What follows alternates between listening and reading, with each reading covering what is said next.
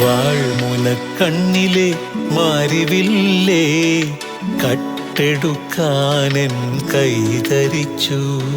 തൊട്ടപ്പോൾ മഴവില്ല് തീൻമഴയായി, ആ മഴ ആദ്യാനുരാഗമായി. ഇതുവരെ അറിയാത്ത നൊമ്പരമെൻ ആത്മാവിൽ ഞാൻ അറിഞ്ഞു. അരുവിയായി പല വഴി അലഞ്ഞതെല്ലാം അഴകേ നിന്നരികിലേക്കായിരുന്നു. വാൾമുനക്കണ്ണിലെ മാരിവില്ലേ കട്ടെടുക്കാനെൻ കൈതരിച്ചു.